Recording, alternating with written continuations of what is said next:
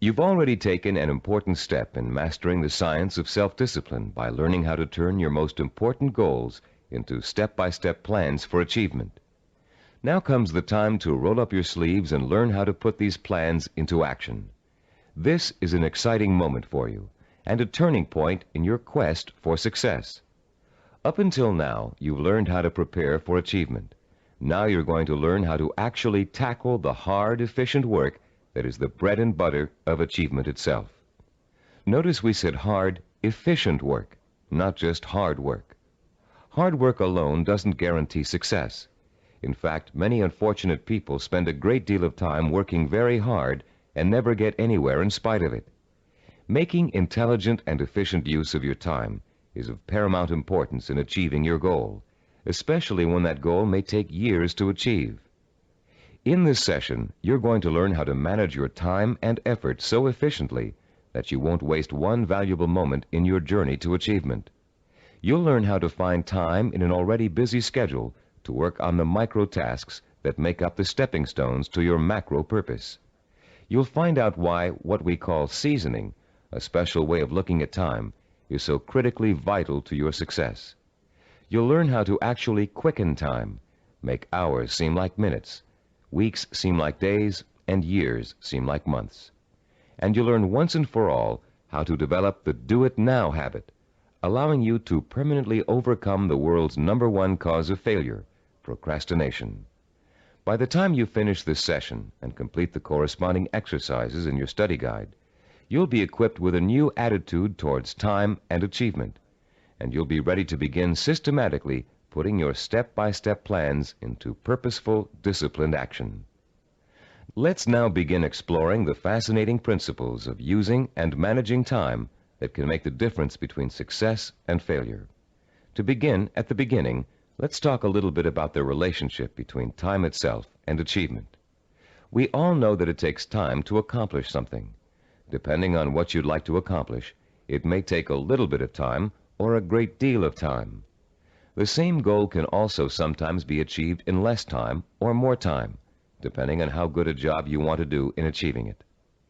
Think about any small task you might be confronted with around the house. Let's say one of your doors is stuck and needs planing in order for it to open and close easily. There are lots of ways you could accomplish that task, and lots of shortcuts you could take.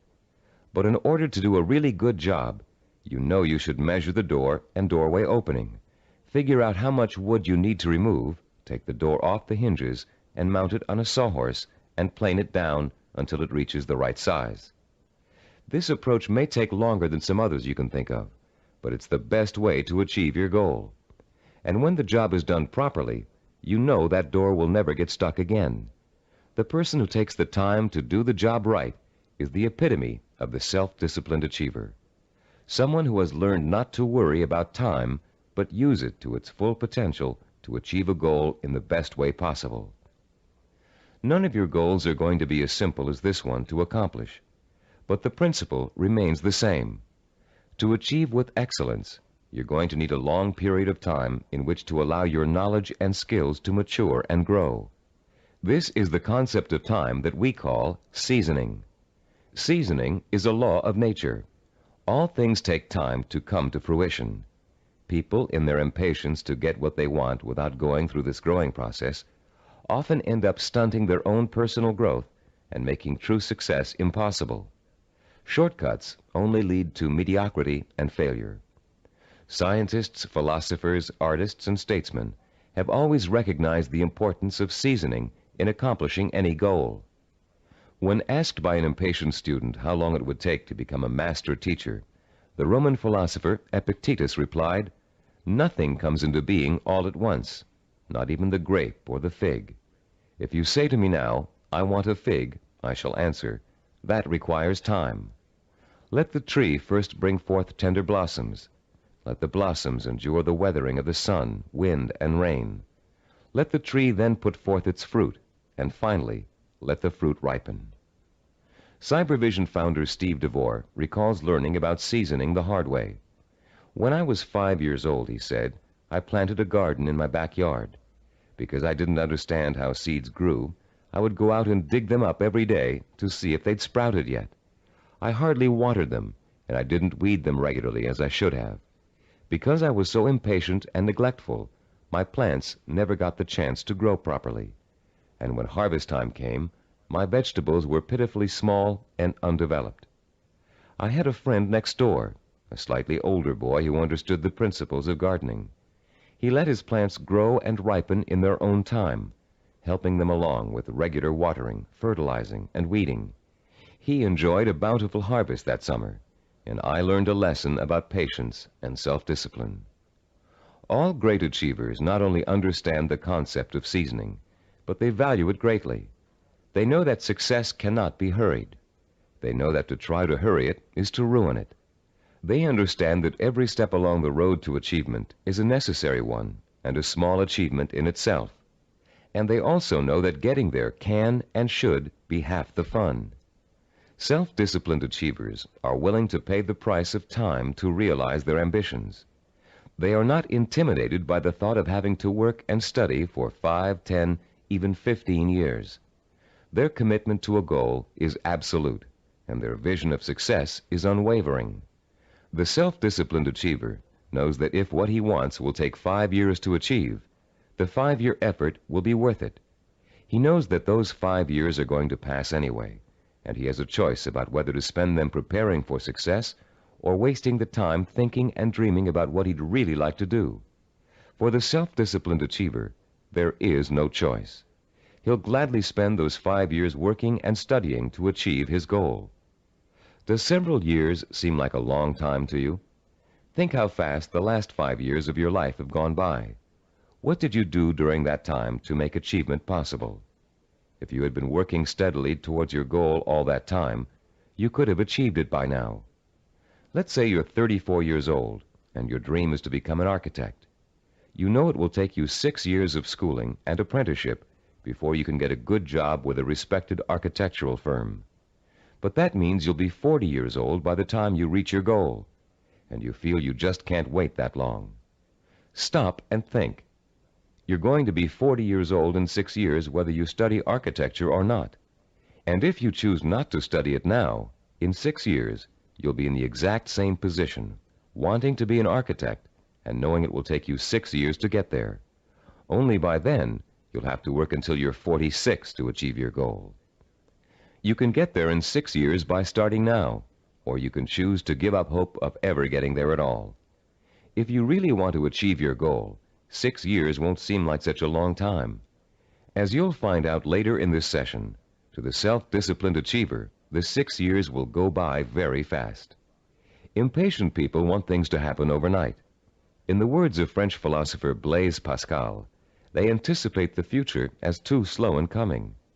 And in being unwilling to devote hours of time to the kind of seasoning it takes to become accomplished at anything, they waste their lives by doing nothing at all, and they wonder why they always feel so unfulfilled. How many youngsters have you known who came home from a rock concert determined to learn to play the guitar? It looked easy when the group on stage was playing, so the youngster goes out and buys a guitar and takes his first few lessons. And all of a sudden, it becomes apparent that it's not easy. It's going to take years of hard work and effort to learn to play really well. So the youngster loses interest and gives up, bored with the tedium of practicing scales for hours. Yet the professional musicians he's watched have put in years of practice to get where they are, and where the youngster would like to be.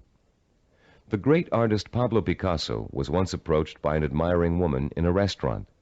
Having recognized him, she asked him to draw something, anything, on a napkin for her. She told him she'd pay him whatever he thought was fair, if only he would provide her with this impromptu work of art. Picasso agreed and spent 5 minutes drawing a picture on the napkin. When he was finished, the woman picked the napkin up in delight. How much did he want for the picture, she asked. Calmly, Picasso replied, $10,000. Dumbfounded, the woman began to argue with him that a picture drawn on a napkin in 5 minutes couldn't possibly be worth that much. But Picasso just smiled and said, Madame, it may have only taken me 5 minutes to draw the picture, but it took me 40 years to learn how to draw it. 40 years. Does that seem like an interminable amount of time? To a master artist seeking the ultimate expression of his talent, a great scientist seeking a cure for disease, or an ambitious businessman trying to turn a small company into a Fortune 500 corporation, 40 years can seem to fly by overnight. To the dedicated, self-disciplined achiever, time is nourishment for what he wants to accomplish. And that time is well spent, taking step after step in a continuous effort to achieve a specific goal. The achiever does not get sidetracked. Every day he concentrates on the micro tasks that make up his macro purpose. And each completed micro task becomes a source of pleasure and a reward in itself. Top newscaster Eric Sevareid achieved his macro purpose by actually ignoring it. Instead, he concentrated on the micro purposes that would help him accomplish his goal. Sevareid tells the story in his own words. Once when I relinquished my job and income to undertake a book of 250,000 words, I could not bear to let my mind dwell on the whole scope of the project. I would have surely abandoned what has become my deepest source of professional pride. I tried to think only of the next paragraph, not the next page, and certainly not the next chapter. Thus, for 6 months, I never did anything but set down one paragraph after another. The book wrote itself. Years ago, I took on a daily writing and broadcasting chore that has totaled now more than 2,000 scripts. Had I been asked at the time to sign a contract to write 2,000 scripts, I would have refused in despair at the enormousness of such an undertaking. But I was only asked to write one, the next one, and that is all I have ever done. You can learn to work in microtasks by following your step-by-step plan for success and concentrating only on each step at a time. But you cannot learn seasoning as if it were a skill. Seasoning is an attitude that must be adopted and made part of your mental framework if you are able to achieve your lifelong purpose. It is crucial to self-discipline. More than that, it is actually at the heart of self-discipline. Besides seasoning, the self-disciplined achiever experiences something we call time quickening. Time quickening does not mean taking shortcuts, as you might first guess. Rather, it represents what happens to your perception of time as you become involved in the pursuit of your goal. Time quickening is an almost magical experience where time seems to disappear and you know you're in complete control of what you're doing. When it happens, you feel energetic, concentrated, and completely absorbed in your task. We've all experienced time quickening when we're doing something we particularly enjoy. For you, it may have happened while you were reading an exciting murder mystery, watching an action-filled movie, playing a game of tennis, or even weeding a garden. Time quickening takes place whenever you find yourself completely engrossed in something to the point where nothing can distract you.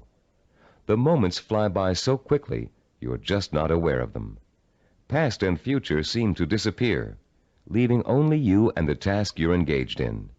And after what only seems like minutes, you look up and notice in shock that a great deal of time has passed. Dreams are a reverse example of this phenomenon. Although you may often wake up feeling as if you've been dreaming a particular dream for hours, the whole thing has actually taken place in just a minute or two. The human mind has the amazing ability to alter our own perception of time. Once you learn to use this ability to your advantage, you will no longer be discouraged at the thought of having to spend so much time pursuing your goal.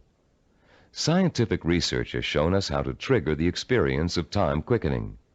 You can actually learn to consciously create the sensation that time has stopped. You can do it by becoming single-mindedly and uninterruptedly involved in an activity for a significant period of time. Time quickening occurs when you surrender your attention and your senses to something outside of yourself. There are 6 steps you can and must take to experience the benefits of time quickening. Listen to them carefully, and then try to recreate them, first with lesser tasks that may or may not be related to your goal, then with your actual micro-purposes. First, create or find a working environment that is free of distractions and potential diversions. Second, focus on doing one task at a time and stick with it until it is completed. Third, surrender yourself to the task at hand. Work hard and work well, and don't stop working until you have finished as much or more of the task as you started out to do. Fourth, plan to work uninterruptedly for a significant span of time, several hours if possible. Fifth, don't watch the clock as you work, and don't continually compare how much you've accomplished against how much you still have to do. Sixth and last, stop working when your thinking becomes muddled due to fatigue. The first few times you try using these 6 steps, you may have a hard time following them all. But the more you practice, the easier it will get. And soon you'll notice that time seems to be flying by quicker and quicker every time you sit down to work. Time quickening makes work enjoyable and helps prevent the normal wear and tear of work on your mind and your nerves. It is the antidote to burnout and the key to maintaining a healthy emotional balance during long hours of effort. Time quickening will enable you to successfully complete the string of microtasks that over an extended period of time will take you closer and closer to the completion of your macro goal. And if your goal is years away, time quickening will make it seem to all happen so quickly that the illusion of overnight success will almost seem as if it's coming true. Using time quickening to follow a step-by-step plan for reaching a goal is one way to make that goal appear closer than it really is. But time quickening won't do you any good if you find you can't even get started on your microtasks. For most people, the biggest enemy of success is procrastination, postponing doing the work you know you must do in order to accomplish your ambitions. Like most people, you may think procrastination is relatively harmless, a trivial problem that you don't really need to worry about. But there's nothing trivial about a habit that is the cancer of self-discipline. Procrastination is an achievement killer, and unfortunately, the more often you succumb to it, the more habitual it gets and the harder it is to deal with. Procrastination is a serious deterrent to self-discipline, and it takes a serious effort to overcome it. In the next part of this session, we're going to explore some common reasons for procrastination and the most effective ways of overcoming the would-be achiever's most self-defeating habit. Psychological research tells us that chronic procrastinators fall into 3 groups. The first group fears failure. The second group fears success. And the third group uses procrastination as a way of rebelling against authority. Let's examine each of these groups to see how they turn their own psychological problems into reasons for procrastination. The first type of procrastinator may actually already be a successful business person or professional, but he or she is successful only up to a point. These people set such high standards for themselves that they live in constant fear of not being able to meet those standards. They cripple their own efforts to succeed by working at less than their capacity, so they are never really challenged and therefore never will fail. People who are successful early in life, usually in school or in an athletic career, often turn into this type of procrastinator. Take Sarah, for example, a city planner who graduated at the top of her class from Stanford University. Soon after graduation, Sarah joined the planning director's office in a major West Coast city. One of her duties is to generate reports for her boss to use in making important presentations. Sarah has begun putting off doing the reports until the last minute. While she collects the material in time, she finds that she dawdles with the writing process until the night before, or sometimes even the morning of the presentation. She then rushes through the writing and ends up turning out an adequate but far from superlative report. What Sarah manages to do in each case is avoid testing herself to the maximum. She is not certain whether she can live up to the high promise of her success in school. By putting off her work till the last minute, she doesn't have to find out the truth about her abilities, because of course at the last minute nobody could be expected to turn out a perfect report. In the course of this kind of procrastination, Sarah has picked up a new skill called brinksmanship. She flirts with catastrophe by not doing her work in time, then pulls herself out of the brink at the last minute. If her performance doesn't measure up, she can always blame lack of time for failure. When her performance is good, she can applaud her ability to come through in the clutch. All that Sarah is proving is that she can do an adequate job at the last minute. The real test, what she'd do with the report if she took the time to work on it, has never been faced. The second group of procrastinators are afraid of the very thing most people are striving for: success. Some of these people are simply afraid to stand out from the crowd. They don't want to be seen as different. Many are afraid that if they are too successful, they will outgrow marriage partners, families, or friends. These people limit their own performance, actually holding themselves back, because they fear the kind of change success may bring to their lives. The third group of procrastinators is constantly rebelling against authority.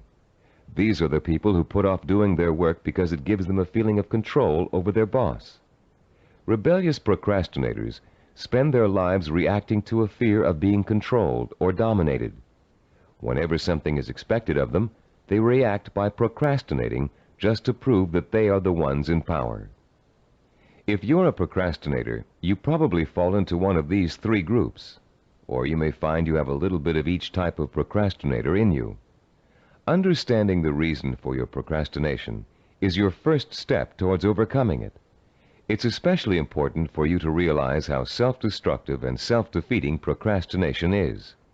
Whether you're rebelling against someone or responding to an inner fear, procrastination will eventually hurt you in everything you try to do. There are a number of techniques you can use to help overcome the habit of procrastination and replace it with energetic, efficient, inspired action. William James, the great Harvard University psychologist and philosopher, who already taught us in Session 5 the value of acting as if we are what we want to be, has a very practical solution to procrastination. James suggests, do something every day for no other reason than you would rather not do it at all. Listen again. Do something every day for no other reason than you would rather not do it at all. What James is really telling you to do is to replace the habit of procrastination with the habit of action. As soon as you catch yourself thinking, well, I won't do that now, I'll do it later, you must immediately do whatever it is you're procrastinating about. Self-disciplined achievers also use two special time management techniques to overcome the tendency to procrastinate. The first is called Swiss cheesing. The second is called unscheduling. Swiss cheesing is another term for dividing a macro purpose into a series of micro tasks. The management consultant who invented the term conceived of it as a way of poking holes in a large task to make many smaller tasks. If you have a task that will take 2 hours, Swiss cheesing it creates 8 15-minute segments, or 4 30-minute segments, or however many smaller segments you need to get the task done. Breaking a macro purpose down into micro tasks makes it seem much less formidable. In fact, this one-step-at-a-time approach is the only way to achieve a major goal. Without losing sight of what you want to achieve, you should never go around thinking about the enormity of your major purpose. You must concentrate only on achieving one small step at a time. Unscheduling also helps you to overcome procrastination and get on with your project in the most efficient way possible. Sometimes you know you're going to need so much time to complete a task that you won't even start it. You rationalize that you'll never find the time to finish it anyway. But often people overestimate how much time it really will take them to do something, and they don't realize that by Swiss cheesing, they can find the time to do it in an otherwise busy schedule. Turn to page 45 of your study guide and look at Form 8.1. You'll see a chart with the days of the week listed along the top row, and the hours in a day listed vertically along the left side. There are 7 days listed and 16 hours per day. The chart presumes that you get up at 6 o'clock in the morning and retire at 10 p.m., but you can easily change the numbers to correspond to your own daily hours. It's often a shock to look at a chart like this and realize how many hours you actually have available to you in a one-week period. Of course, many of those hours are taken up with the necessities of everyday life.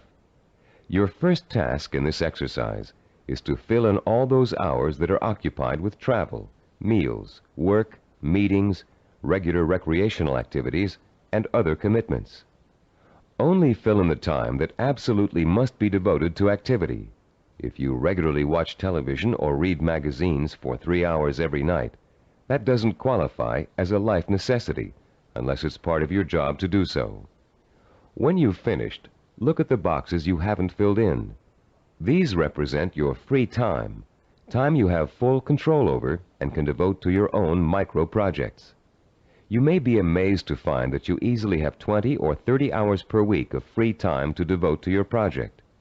And if you include time that's spent commuting on a bus or train, the hours may add up to considerably more than that.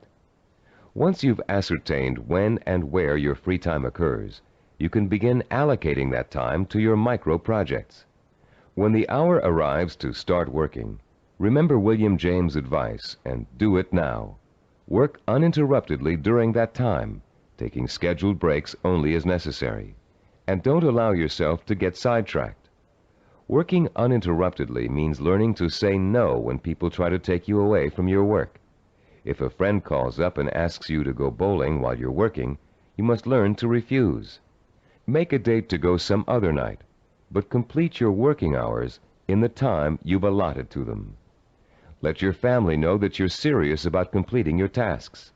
Schedule time to enjoy being with them, and let them know that when you're working, you are not to be interrupted. After successfully completing each work session, fill in the blank hours on your chart with a special colored pen or pencil. Choose a name for your project and fill in the blanks with that name. It will soon become extremely rewarding for you to look at the chart and see the red or green boxes begin to take up considerable space on the page. More rewarding, you'll begin to see real progress in your effort to complete your micro-tasks.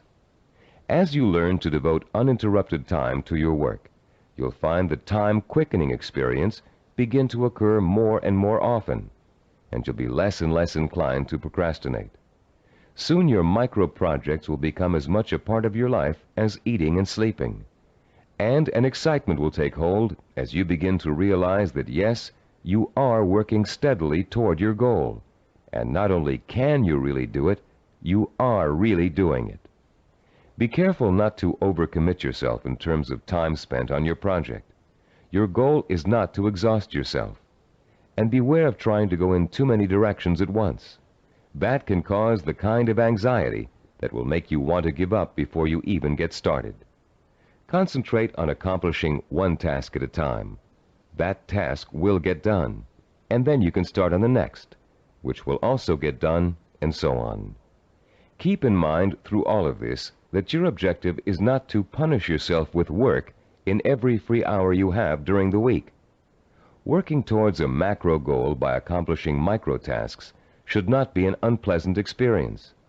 By creating a healthy balance between work and recreation, you'll find yourself looking forward to those hours when you can devote yourself to pursuing the goal that will make life truly worthwhile for you.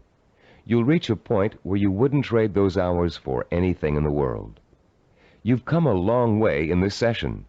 You've learned how to overcome the tendency to procrastinate, how to experience time quickening, and how to learn to value seasoning as inevitable in reaching any goal. We'd like to make one more suggestion to you before ending this session. Put up a sign at your desk, table, or other workspace. A sign in big, bold letters that you can see every time you look up.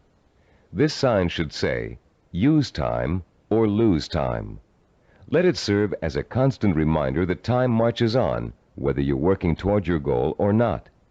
And every minute that you are devoting to your micro-projects is bringing you just a little bit closer to achieving your life's ambition. In the next session, you'll find out how self-disciplined achievers master the skills and knowledge they need to make their vision a reality. And you'll learn to broaden your own new field of knowledge by overcoming your learning blocks and harnessing your built-in powers of intelligence and discipline, and discipline, and discipline, and discipline.